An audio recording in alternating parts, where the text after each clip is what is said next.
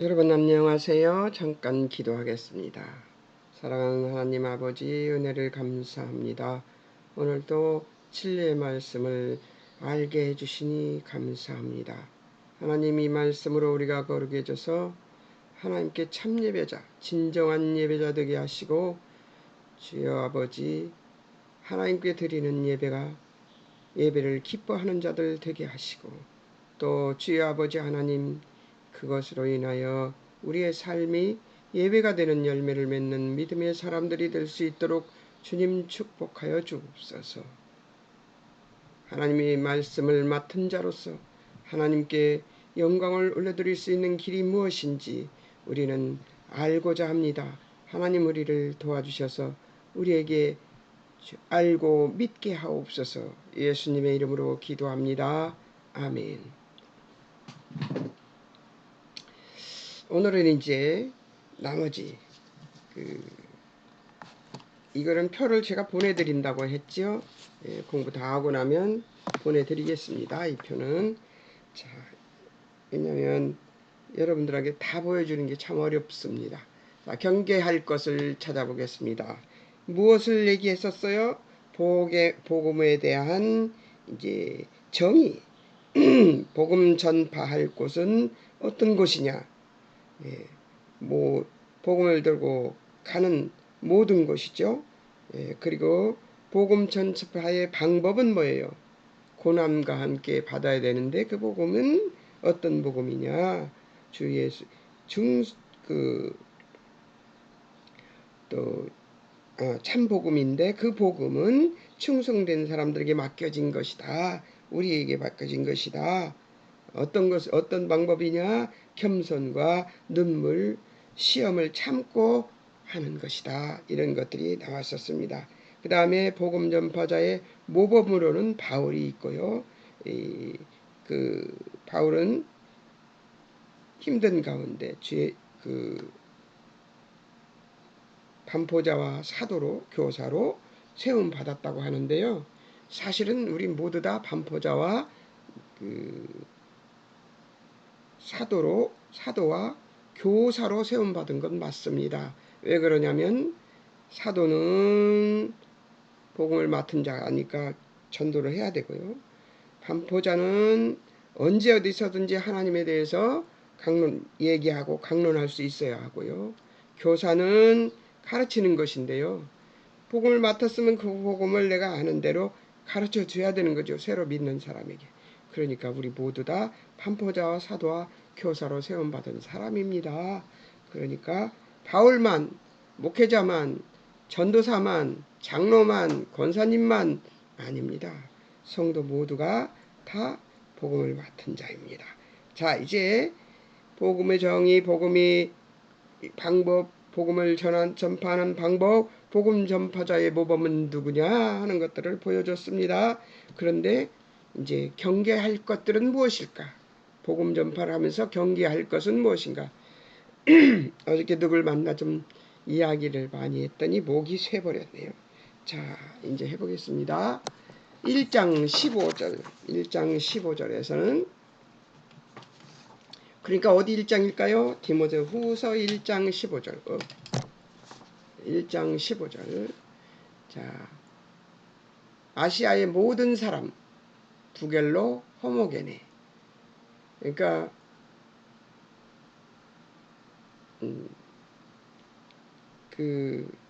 아시아에 있는 모든 사람이 자기를 떠났다고 얘기하면서 바울이 한 얘기거든요. 2장 16절 망령되고 헛된 말을 경계할 것입니다. 2장 18절 그릇된 진리 믿음을 무너뜨린다. 그릇된 진리는 믿음을 무너뜨리죠. 할례도 받아야 되고 또 유대교가 주장하는 절기도 지켜야 되고 막 이렇게 나옵니다. 2장 22절 청년의 정욕. 청년의 정욕이라고 하면은 청년에게만 해당되는 줄 알아요. 아니에요.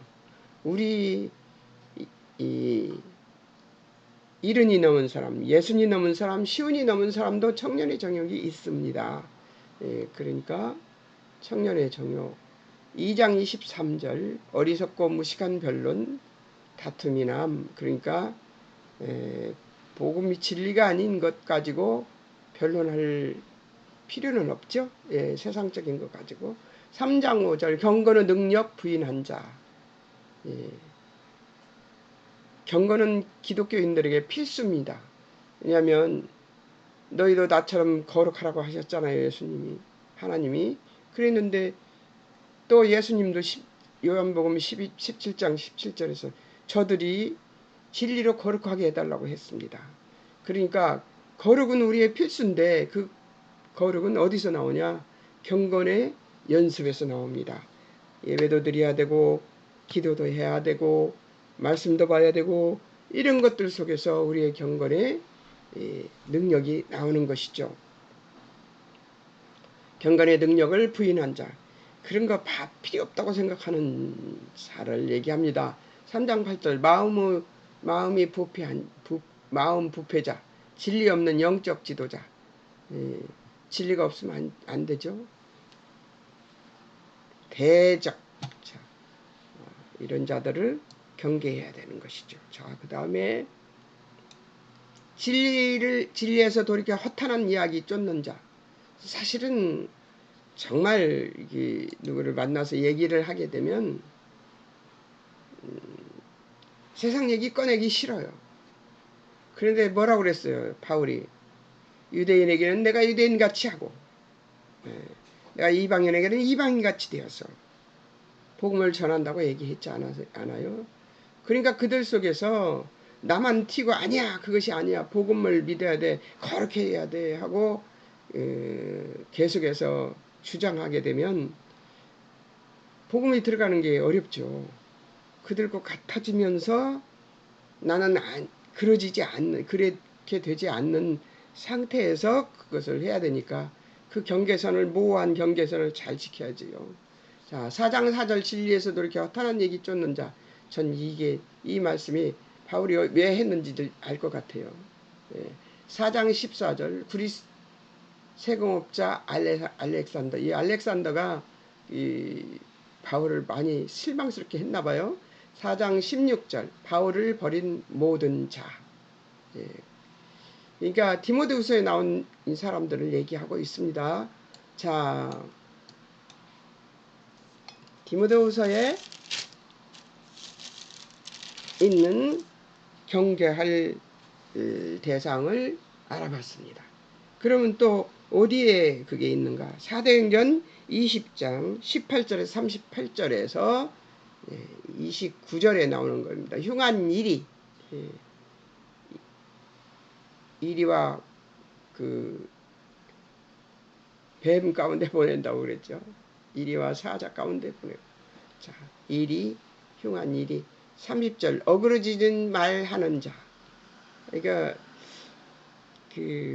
어긋장 놓고 그리고 우리가 복음에 대해서 얘기하면서 사랑을 얘기하면 막 그런 거 안 해도 된다고.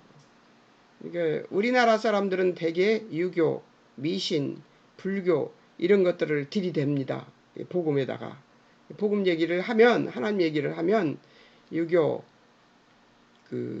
미신 뭐 이런 것들을 세상의 잣들을 갖다 들이댑니다. 그게 전부 다 어그러진 말입니다.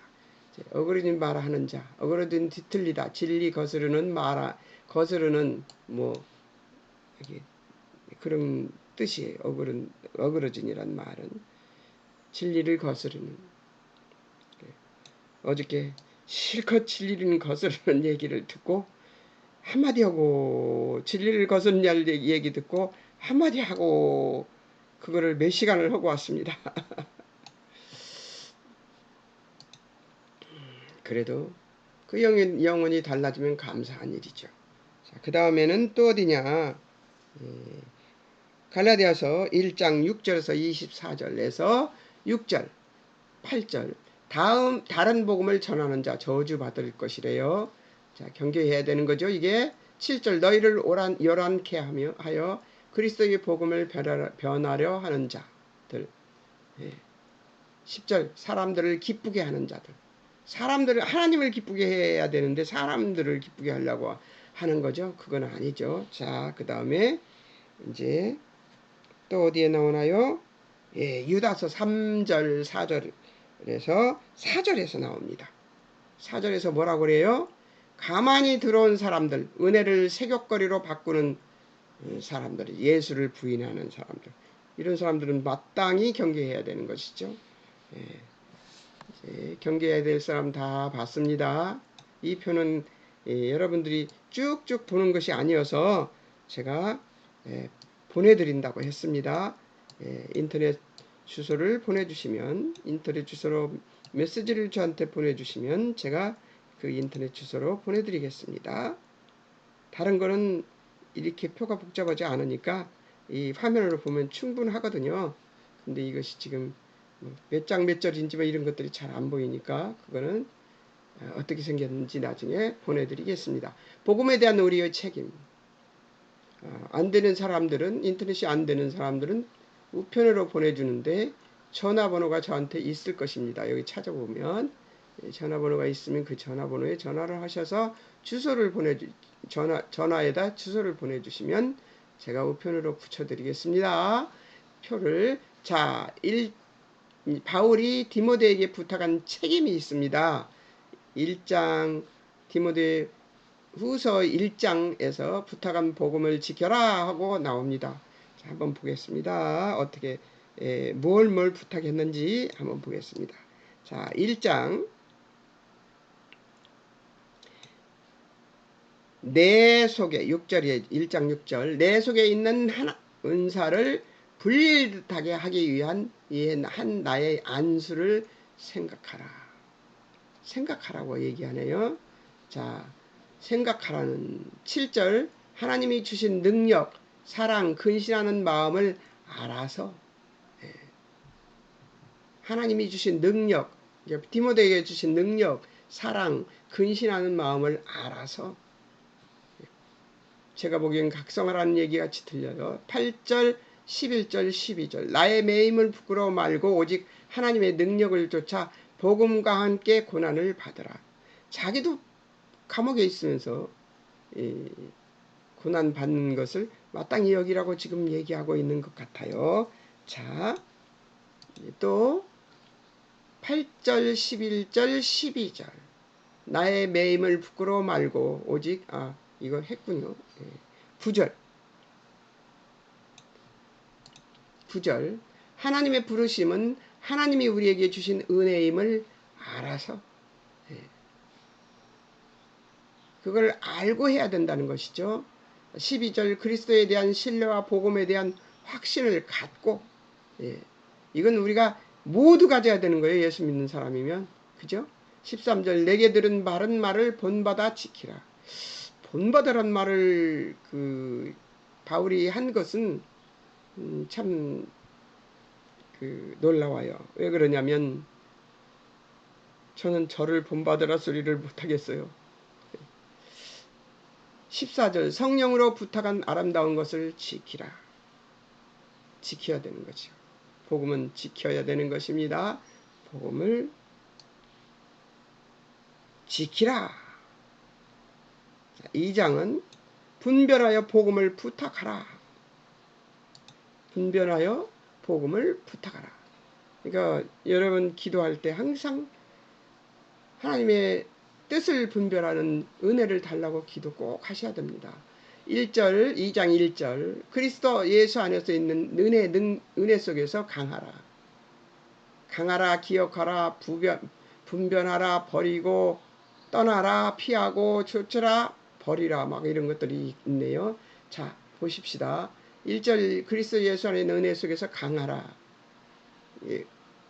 이 말은 내가 강해지라는 것이 아니라 그 은혜 속에서 하나님의 능력을 믿고 강하라는 얘기지 내가 강해질 수 있나요? 없습니다. 주 안에서 내가 강해질 수 없습니다. 내가 강해지는 것은 무엇이 강해지는 것이 복음이 강해지는 것이고 내 안에 들어와 있는 은혜의 능력이 강해지는 것이죠. 자, 8절 예수 그리스도와 같이 복음을 기억하라. 이거는 모험답 아니죠? 15절 말씀을 옳게 분별하라. 여러분 말씀 옳게 분별하기 위해서 성경 공부 지금 하고 있는 것 아닙니까? 16절 19절 망령되고 헛된 말을 버리고 불의를 떠나라. 이제 불의라고 하고 망령되고 헛된 말이라고 하는 것을 그 세상 말이라고 생각하고 세상 얘기는 아예 안 해야 된다고 생각하는 것은 잘못된 거예요. 망령되고 헛된 말은 무슨 말이에요? 하나님을 반대하는 말이에요. 하나님을 반대하는 말. 불의는 뭐예요? 하나님을 반대해서 하나님을 떠나는 뜻을 가진 말이에요. 그런 말들은 듣고 그냥 없어질 수가 없어요. 내 마음판에 와서 너무 용케도 새겨집니다. 우리 마음판에 와서 탁 새겨져요. 왜 그런 줄 아세요? 그게 사단이 심는 거예요. 그러니까 그런 말을 할 때는 버리고 떠나야 된다는 거죠. 그런 말을 들을 때는 스르머니 그 자리를 피하는 게 최고인 것 같습니다. 예. 그 사람은 그렇게 떠들으라고 내버두고 부득불 떠나는 것이, 그 자리를 떠나는 것이 제일 좋은 것 같아요. 아마 거기서 반대하고 토론하면 그러면 이제 이 1장에서 나오는 얘기하고 같습니다. 그러면 이제 어떻게 되냐? 1장에서 나오는 것을 뭐라고 해요? 어디 있었는데? 여기 내 속에 있는 하나님의 은사를 불리하게 하기 위한 나의 안수를 생각하라. 생각하라는 말에 나는 그것이 들어있다고 생각해요. 하나님의 말씀의 뜻을 잊어버리지 말고 기억하고 생각하고 있으면 이거는 하나님의 뜻이 아닌데 이걸 계속 듣고 있으면 어떻게 돼요? 내 마음판에 와서 자리를 잡아요. 따리를 들고. 그리고 누룩처럼 부풀어져서 나중에 내 심령 전체를 장악해버려요. 그러니까 그런 얘기는 들으면 슬그머니 떠나버리면 됩니다. 예.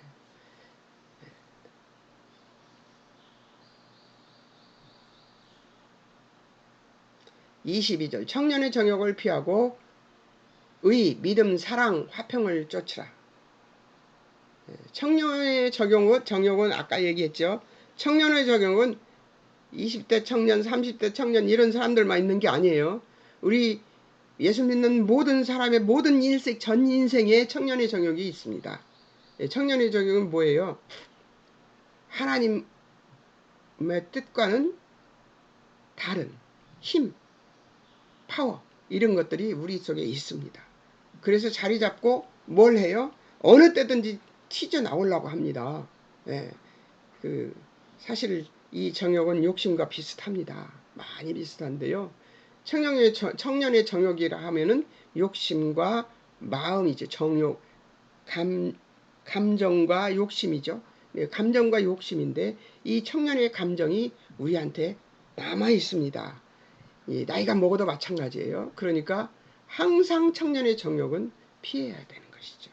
솟아오르려고 하면 꽉 눌러주고 솟아오르려고 하면 꽉 눌러주고 저는 뭐라고 얘기하냐면 죄송자 정신 차려 딱 그래요. 제가 힘이 솟아나고 내 마음속에서 다른 힘이 솟아나는 거예요. 어떤 힘? 세상적인 욕구를 이루기 위한 욕구가 올라오는 거죠. 그럴 때 죄송자 정신 차려 이거를 할 수 했습니다. 항상 그렇게 해갖고 이겼습니다.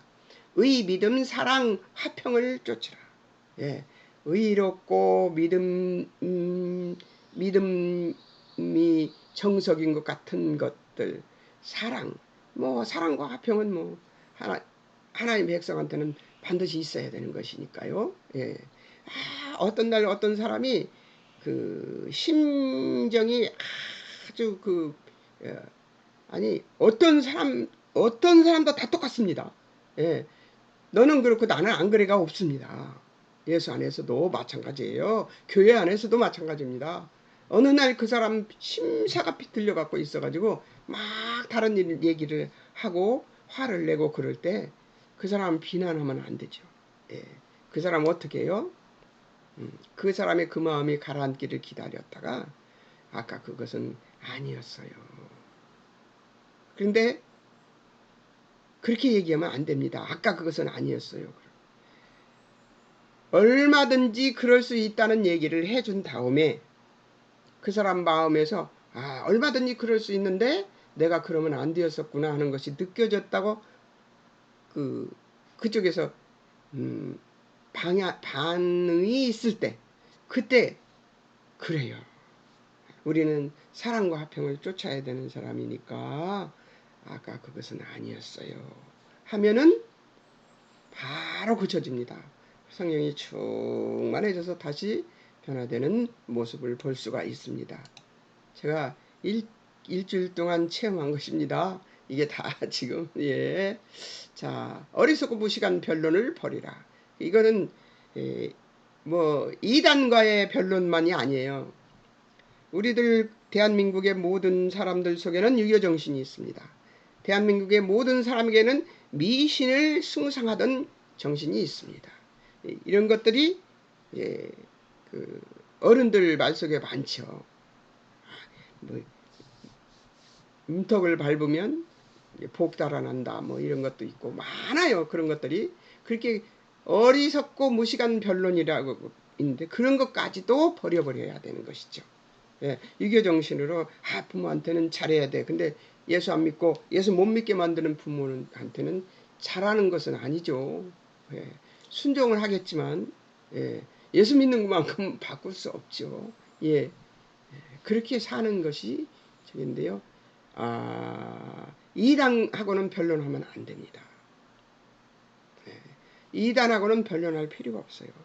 사단은 아주 교묘해서 우리가 아무리 성령 충만해 있어도 우리를 아주 교묘하게 우리를 파고 들어옵니다. 우리 심령에.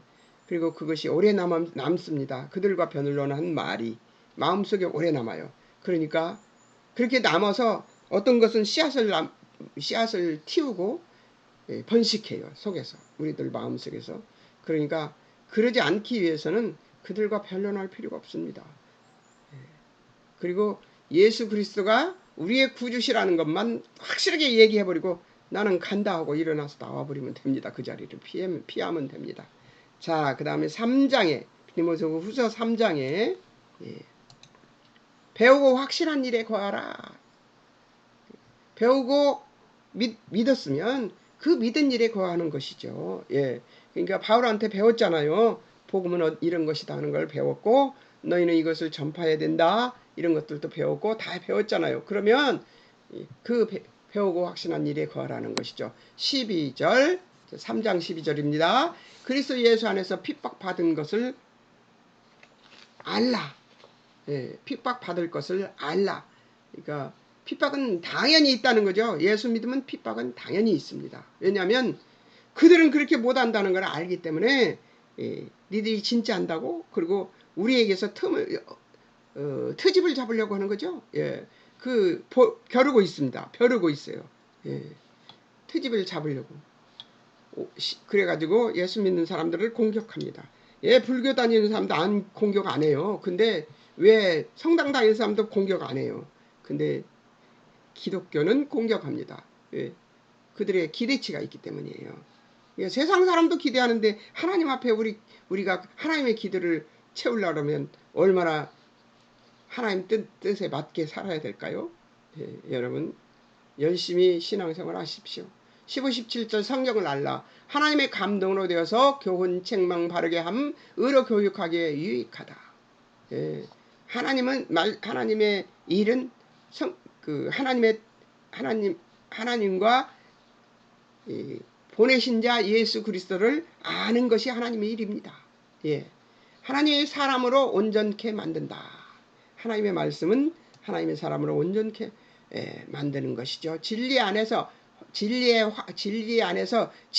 확신하는 것으로 그 안에 거하는 것을 얘기하고 있습니다. 자, 여러분들은 거의 다 진리 안에서 확신이 있는 분들인 줄 믿습니다. 4장 복음을 위하여 내 직무를 다하라. 2절 말씀을 전파하기 4장 2절입니다. 말씀을 전파하기 위해 항상 힘쓰라. 5절 근신하여 고난받으며 전도하여 직무를 다하라. 6절 8절 예비된 의의 면류관을 바라보라. 14절 15절 대적하는 자를 주의하라. 16절 18절 대적하는 자를 주의하기는 하는데 집중할 필요는 없습니다. 주의만 하면 됩니다. 그리고 대적하면 바로 피하면 됩니다. 예. 16절 18절 바울의 구원의 은혜를 보며 강건하라. 육신이 강건해야 영혼도 강건해질 수 있고 영혼이 강건해야 육신도 강건해질 수 있습니다. 그러니까 함께 가야 돼요. 육신과 영혼의 강건함은 함께 가야 됩니다. 그러니까 바울의 구원의 은혜를 보며 강건해라. 감옥에 갇혀서도 이런 말을 할 수 있는 바울이 풀었습니다. 사실 실상은.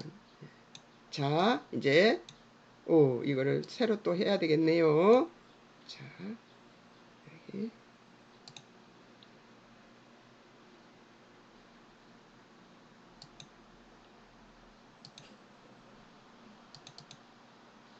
네, 이것을 올려서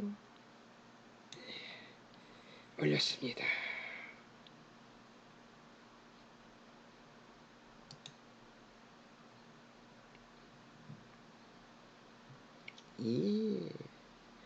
왜 그러냐? 예스. 됐습니다. 자,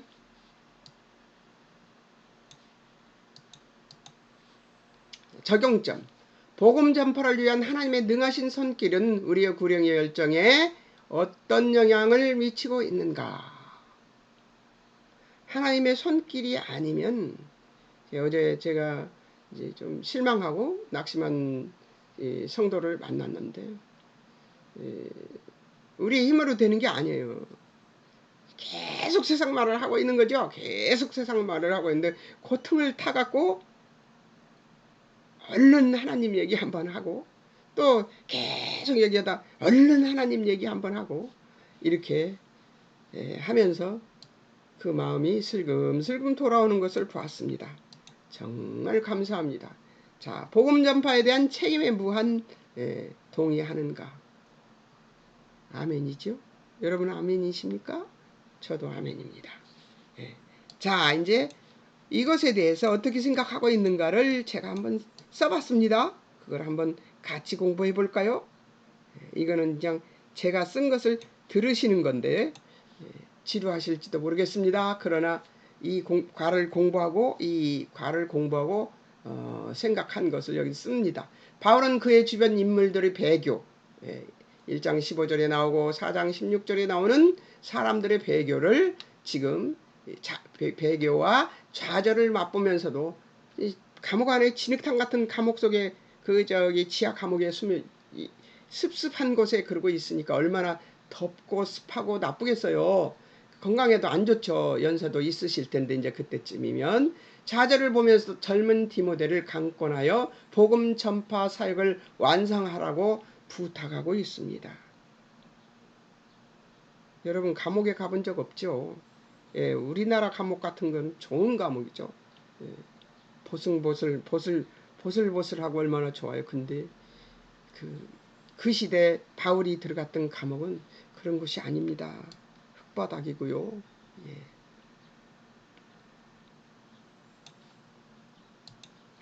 바울이 보기에 디모데는 교회의 근본적인 체계를 알고 있었기 때문에 복음에 나타난 하나님의 놀라운 목적이 지나간 시대에는 숨겨져 있었던 것이었으나 이제 그리스도의 사역을 통하여 계시되었고 그리스도께서 맡기신 복음이 능히 그리스도로 인하여 지켜질 것이며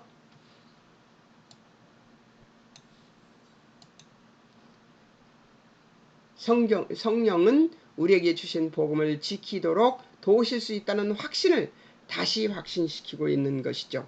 1장 10절에서 14절을 한번 읽어보겠습니다. 1장 10절에서 14절 이제는 우리 구주 그리스도 예수의 나타나심으로 말미암아 나타났으니 그는 사망을 패하시고 복음으로써 생명과 썩지 아니할 것을 드러내신지라 내가 이 복음을 위하여 선포자와 사도와 교사로 세움을 입었노라. 이로 말미암아 내가 또 이 고난을 받되 부끄럽고 고난을 받는 건 어떤 거예요? 어디 들어갔어요? 바울이 지금 감옥에 들어가 있습니다. 고난을 받되 부끄러워하지 아니함은 내가 믿는 자를 내가 알고 또한 내가 의탁한 것을 그날까지 복음이죠. 의탁한 것은 복음이에요. 그날까지 그가 능히 누가 예수 그리스도가 능히 지키실 줄을 확신함이라. 너는 그리스도 예수 안에 있는 믿음과 사랑으로서 내게 들은 바 바른 말, 복음이죠. 본받아 지키고 우리 안에 거하시는 성령으로 말미암아 내게 부탁한 아름다운 것을 지키라. 아름다운 것이 뭐예요? 다 이거 지금 뭐야? 의탁한 것, 바른 말, 아름다운 것 다 복음입니다. 그것을 지키라. 표시되어 있습니다. 그래서 저는 복음을 어떻게 했냐? 하나님 색깔 가상자리에 넣고 초록색을 집어넣어 놨습니다. 하나님이 하신 말씀, 중요한 말씀이니까요. 그렇게 해놨습니다. 그러니까 복음의 확신을 지키라고 지켜내라. 복음을 지켜내라고 지금 바울이 열병을 토하고 있는 것입니다. 자, 두 번째. 실제적으로 바울과 디모데를 보면 하나님 자녀된 기쁨에서나 복음의 전파로 나타난 능력에서나 하나님 뜻이 나타난 영광된 가치들은 놀라우리만치 대단해 보이는데 정작 자신들은 아주 변변치 못한 것을 볼 수 있습니다.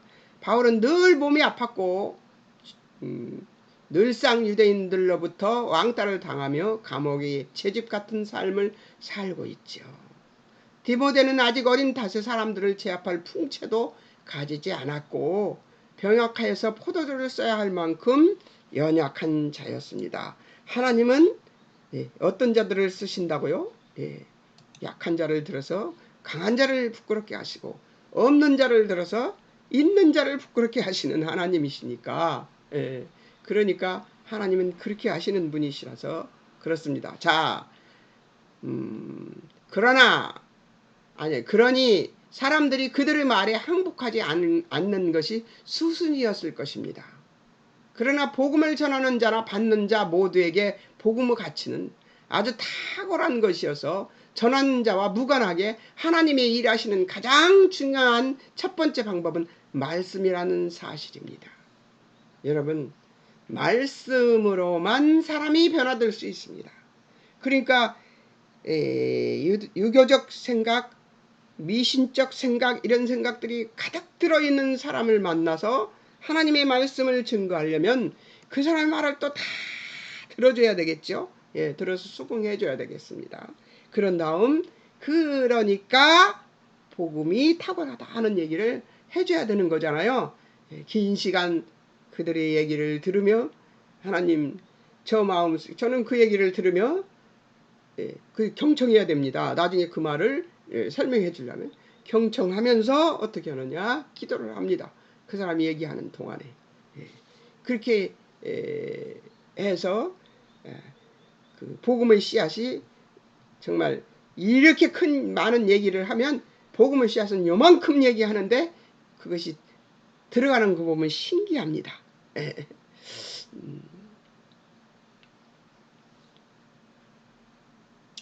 그러나 복음을 전하는 자나 받는 자나 모두에게 읽은 다시 한번 읽습니다. 그러나 복음을 전하는 자나 받는 자 모두에게 복음의 가치는 아주 탁월한 것이어서 전하는 자와 무관하게 하나님의 일하시는 가장 중요한 첫 번째 방법은 말씀이라는 것입니다.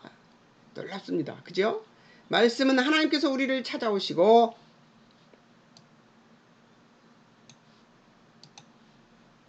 말씀은 하나님께서 우리를 찾아오시고 관계하시는 대표적인 방법입니다. 우리를 인격적으로 대하시려고 말씀으로 설득하시고 설명하시며 당신을 나타내시고 관계를 맺으셔서 하나님의 뜻과 의지를 다하시어 우리를 대접하는 것이 말씀인 것입니다. 하나님은 세상 사람들은 사람을 제압하려고 그러면 욕이나 큰 소리나 이런 것들로 사람을 제압하잖아요.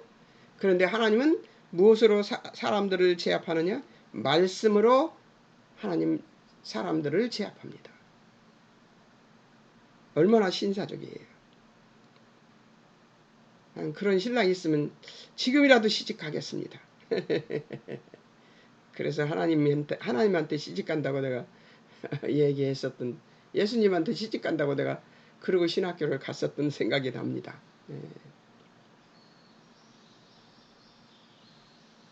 우리를 인격적으로 대하시려고 말씀으로 설득하시고 설명하시며 당신을 나타내시고 관계를 맺으셔서 하나님 뜻과 의지를 다하시어 우리를 대접하는 것이 말씀인 것입니다.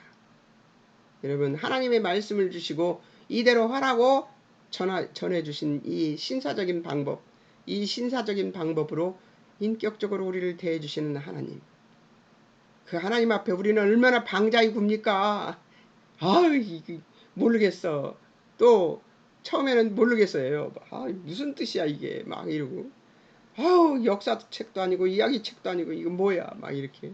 그리고 맨 무슨 간간한 얘기, 막 근친상간 막 이런 것들이 다 들어있잖아요. 처음에 성경 읽을 때는 뭐야 이 책이, 뭔 이런 얘기가 다 들어있어, 막 이랬어요. 저는. 듣는 자들의 반응은 다채롭겠지만 하나님은 아주 넓게 포용하시고 그들의 수준에 맞게 설득하시는 것입니다. 그래서 6살짜리도 성경 공부할 수 있고요. 나이가 먹어도 할 수 있는 것이 성경 공부입니다. 자, 그 다음 세 번째,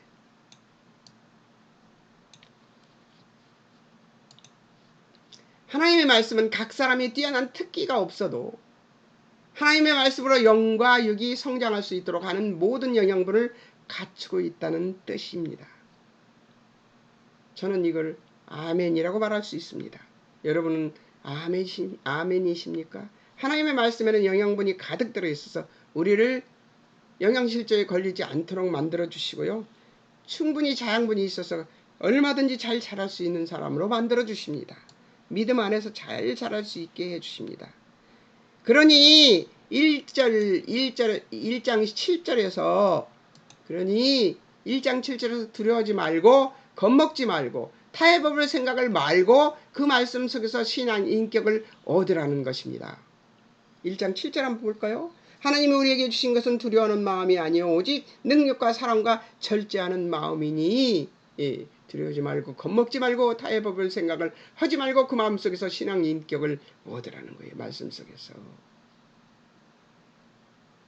말씀 속에서 신앙 인격을 얻을 수 있습니다. 아멘이십니까? 아멘입니다. 1장 10절에서 예수 그리스도의 복음이 아주 명백한 말씀을 증거로 제시되는데 아무것도 아닌 게 되어버리는 죽음에서의 생명을 만드시고 인생을 이루셔서 영생을 이루셔서 무에서 유를 창조하신 것, 그 이상을 실현하실 것입니다. 제가 더듬었습니다. 1장 10절 한번 볼까요? 이제는 우리 구주 예수 그리스도 예수의 나타나심으로 말미암아 나타났으니 그는 사망을 패하시고 복음으로서 생명과 꺾지 아니할 것을 드러내신지라.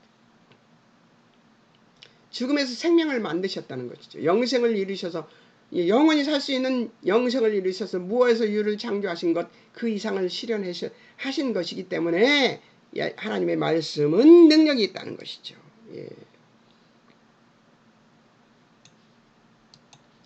당시의 제자들에게는 황망하게 그지없었겠지만 그렇잖아요. 그 제자들은 아직 아무 일도 일어나지 않았으니까요. 그 일이 인류를 다시 생명으로 만들어버릴 일인 줄을 제자들도 몰랐다는 것이죠. 예수님이 십자가의 죽으심이 생명이 될 것을 어떻게 알았겠어요? 영원한 생명이, 우리들을 향한 영원한 생명이 될 걸 아는 사람은 아무도 없었습니다. 3년 동안 예수님 밑에서 공부를 했지만 그들은 그걸 생각 못했어요. 근데 저를 거기다 갖다 놨어도 저도 몰랐을 겁니다. 저는 그들보다 훨씬 더 멍청하니까요.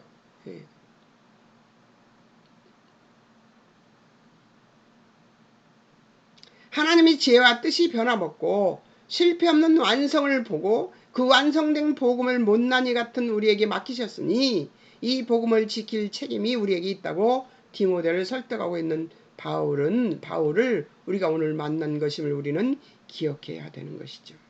뭐라는 얘기예요? 우리들의 못남과 실천이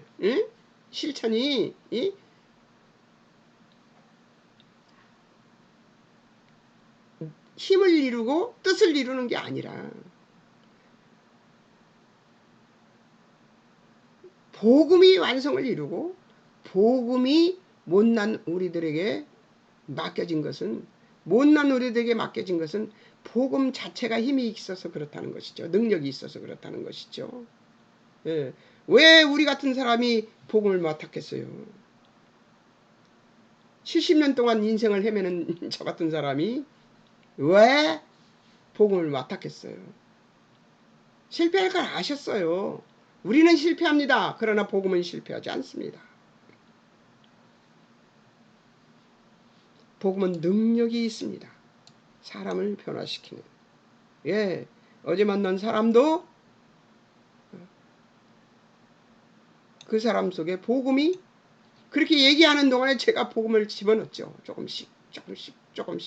근데 살아나더라고요. 약속받고 왔습니다. 다시 일어서기로. 아멘 할렐루야. 복음은 능력이 있습니다.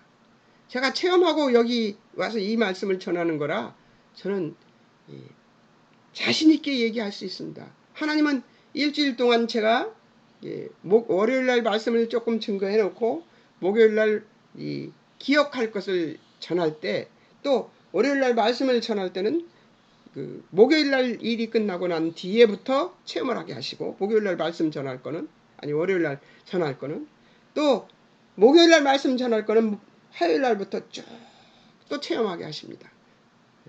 어제 체험하게 하셨어요. 사람을 만나서 복음을 전하는데 그 사람 얘기가 한 40% 얘기를 하면 아니 40%가 아니죠. 그 사람 얘기 한 80% 90% 얘기를 하면 10% 정도 복음을 얘기합니다.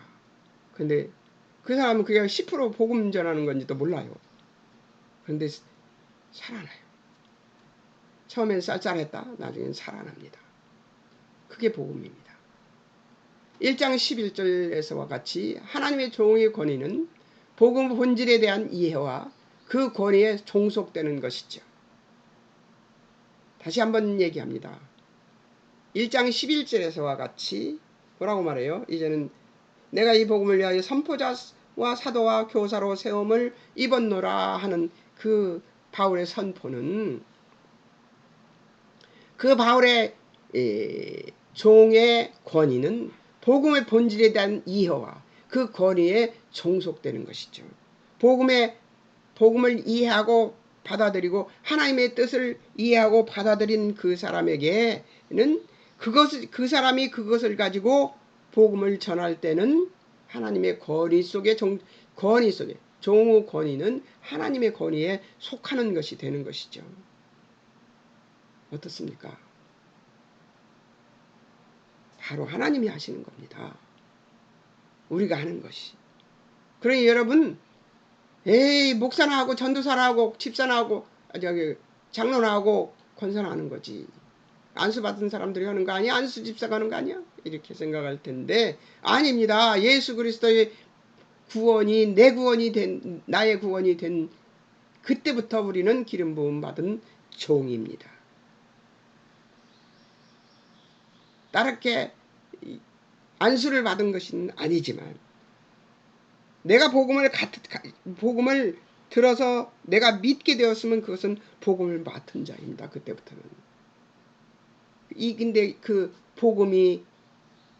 복음을 제대로 이해하고 복음을 전할 때는 이 권위가 누구의 권위가 된다고요? 하나님의 권위가 된다는 거예요.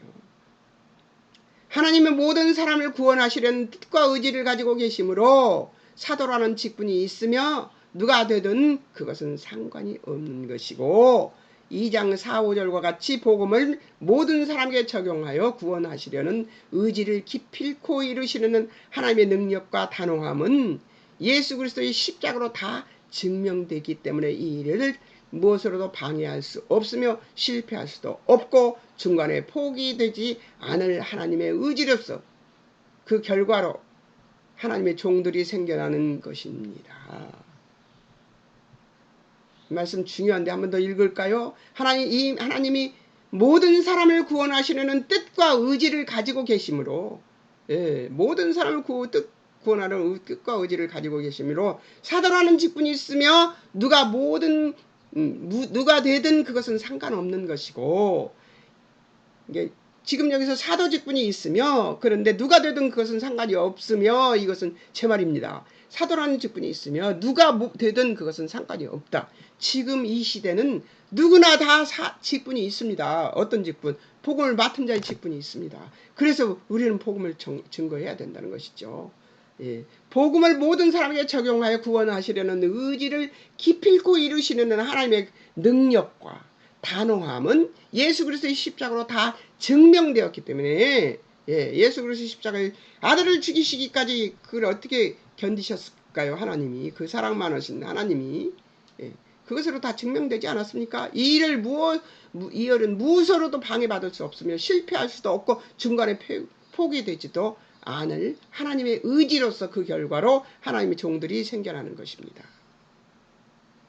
여러분 어떻습니까? 여러분이 이런 종이 되지 않겠습니까? 하나님의 쓰시는 종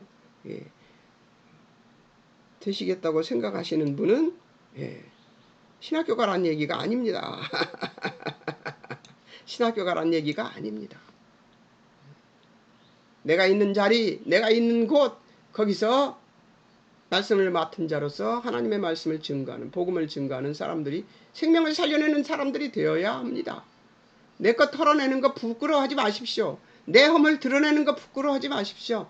발가벗었으나 하나님 속에 들어있던 이 하나님 뜻 안에 있었던 아담과 하와는 부끄러워하지 않았습니다.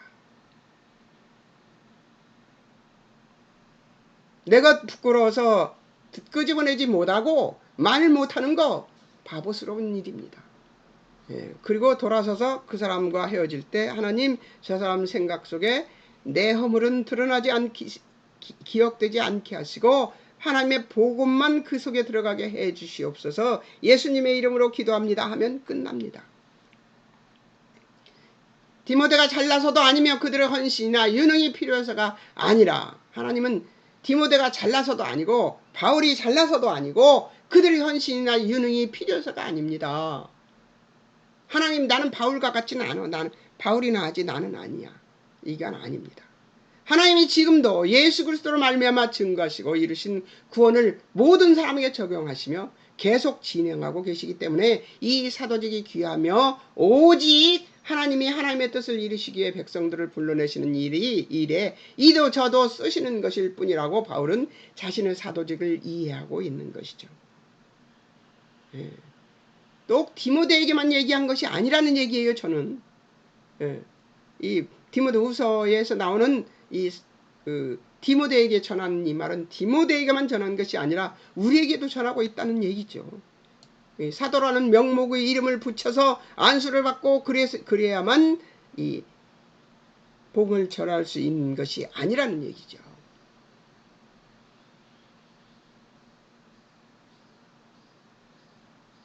복음 전파에서 사도가 하는 일은 2차적인 일이라는 것이며 적인이 들어가야 되는데 2차적 일이라는 것이며 가장 중요하고 본질적인 일은 하나님께서 다 하십니다. 가장 중요하고 본질적인 일은 하나님께서 하십니다. 그 마음판에 들어가서 성령님이 그 마음을 움직이시는 거죠. 내가 안 해도 하나님은 다른 방법으로 다른 사람들을 통해서 그분의 백성을 구원하실 것입니다. 다른 사람을 통해서.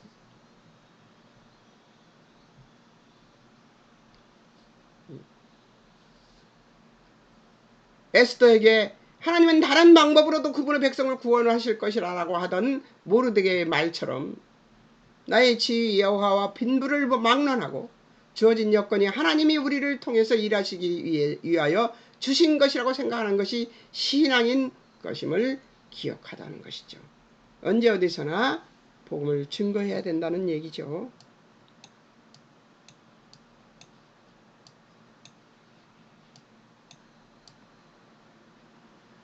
마지막입니다. 우리가 신앙인으로 살지 못하고 있는 자신을 발견하고 복음의 위대함으로 우리를 이끌어 신앙상의 기대에 못 미치는 자신을 심판하거나 절망하지 않고 겸손하고 인내하도록 하여 하나님만 바라보게 하는 것, 만드는 것이 성경이 우리에게 가르치고 싶어하는 신앙의 최고 핵심 내용인 것입니다. 다시 한번 얘기합니다. 이건 중요합니다. 우리가 신앙인으로 살지 못하고 있는 자신을 발견하고 자신을 정죄하면 안 됩니다. 자신도 자신을 정죄하지 않습니다. 바울도 바울 자신을 정죄하지 않았습니다. 내가 나를 정죄하는 것도 죄입니다. 왠 줄 아세요? 하나님은 우리를 하나님의 것이라고 생각하십니다. 근데 자기 것을 하나님 것을 우리가 정죄하잖아요. 하나님 싫어하십니다. 이해가 가셨습니까? 지금 제가 하는 말은? 하나님은 우리를 하나님 것이라고 생각하세요. 그런데 내가 나를 정죄하잖아요? 그럼 누구를 싫어해요? 나를 싫어하세요. 왜? 하나님 것인데 내가 하나님 것을 정죄하고 있으니까요. 이해하셨습니까? 그래서 자살도 자기가 자기를 죽여도 그것은 살인입니다. 이해하셨죠? 우리가 신앙인으로 살지 못하고 있는 자신을 발견하고 막 나를 정죄할 때가 있습니다. 내가 나를. 근데 그럴 필요 없습니다. 나는 그럴 수 있는 사람이에요. 나는 그렇게밖에 안 됩니다. 그것을 인정하는 것이 아주 중요합니다. 그럴 때. 실패하고 좌절할 것이 아니라 그래요 하나님 저는 못해요. 그런데 하나님께서는 하실 것입니다. 하나님 제가 다시 해볼 테니 하나님 다시 할 수 있게 해주세요. 하고 다시 일어서는 겁니다. 그것을 하나님이 좋아하시는 거예요.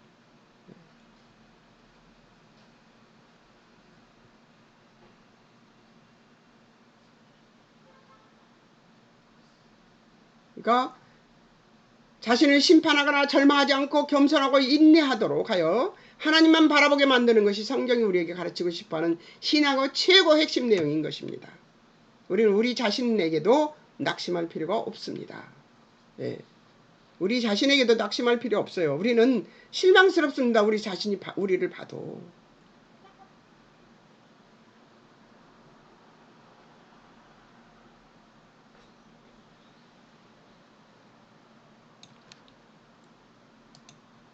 자, 신앙의 궁극적인 싸움은 도덕성이나 종교성이 아니라 누가 더 주님을 의지하고 하나님은 의뢰하는가의 싸움이기 때문입니다.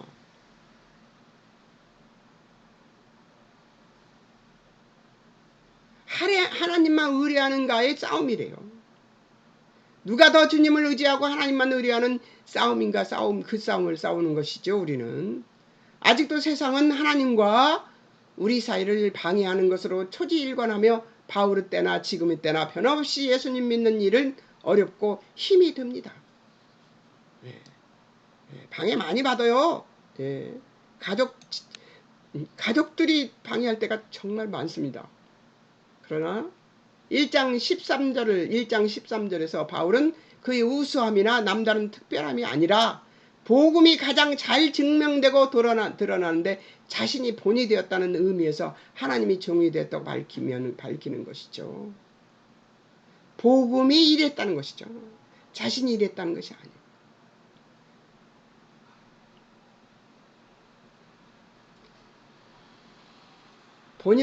본이란 얘기에 대해서 사람들이 참 많이 얘기합니다. 여기서 넘어져 좌절하는 사람이 많습니다. 바울 자신이 본이란 그가 죄인 중에 괴수임에도 벌받지 않고 용서함 받아 구원을 얻었을 뿐 아니라 사도까지 되도록 하신 하나님의 구원과 하나님의 은혜와 하나님의 복음에 초점을 두고 나를 본받고 너도 그리하라는 것임을 우리는 반드시 기억해야 돼. 복음에 대한 것에 대해서만 자기를 본받으라는 얘기예요. 물론 바울이 본이 되는 삶을 살았습니다만 다른 어떤 것 바라보지 말고 뭘 보라고 하나님의 구원과 하나님의 은혜와 하나님의 복음에 초점을 두고 나를 본받고 너도 그리하라는 것임을 우리는 반드시 기억해야 된다는 거예요. 삶은 그렇게 못 살아요. 바울처럼. 예, 우리 삶도 그렇습니다. 저도 그렇습니다. 범죄 많이 합니다. 예. 근데 하나님의 구원이라든가 하나님의 은혜라든가 하나님의 복음에 대한 것을 얘기할 때는 예, 그 누구 못지않게 저도 열변을 토하는 사람입니다. 내가 바울이라는 얘기는 아니고 바울 같다는 얘기도 아닙니다. 바울 발뒤꿈치도 못 따라갑니다. 저는. 그런데 그렇게 미미하고 적은 일이라도 적은 것이라도 저는 적은 힘이라도 저는 적은 능이라도 하나님께서 주신 능이기 때문에 우리에게 복음을 맡길 때는 우리에게 능없이 그 일을 하라고 하시지 않습니다. 그 자리에 가면, 복음을 전할 자리에 가면 하나님께 능력을 주십니다. 지혜도 주시고요. 할 말도, 입술에 할 말도 주십니다. 그러니까 어떤 사람을 만나서 복음을 전하려면 하나님 내 입술에 할 말을 주시옵소서 하고서 말을 꺼내면, 말을 하면은 내가 생각지도 않은 얘기가 제 입에서 나옵니다. 여러분, 복음을 맡은 자로서 멋있게 사십시오. 승리하는 여러분 되시기를 주의 이름으로 축원합니다. 아멘입니다. 아멘입니까? 예. 잠깐 기도하겠습니다. 사랑하는 하나님 아버지, 은혜를 감사합니다. 오늘도 하나님께서 주의 말씀을 증거하기에 부족함이 없는 입술로 사용해 주신 아버지께 감사와 찬송을 올려드립니다. 진리의 말씀으로 거룩해지는 놀라운 이 일들을 기쁜 마음으로 할 수 있게 해주셔서 감사합니다. 그리고 기쁜 마음으로 듣는 자들을 위해서, 또 그들의 영혼을 위해서 기도합니다. 하나님, 도우시고 인도하사 복음 맡은 자로서의 삶을 살 수 있도록 각오하게 하시고, 결심하게 하시고, 결단하게 하시고, 또 그리고 경건을 이루는 자들로 살 수 있도록 주님 축복하옵소서. 복음에 이 능력이 있는 줄을 믿으며 그 복음을 믿고 주 예수 그리스도의 구원과 하나님의 은혜와 복음의 능력을 믿는 믿음으로 나아가는 저들과 제가 될 수 있도록 주님 축복해 주시옵소서. 예수님의 이름으로 기도합니다. 아멘. 여러분 안녕히 계세요. 그런데 다음 주에는 뭘 하는가? 또 1장 해석이 있습니다. 1장에 디모데후서 1장이 아주 중요한가 봐요. 사과는 1장 해석이니까 주제별 목록 안 해도 되네요. 승리하십시오.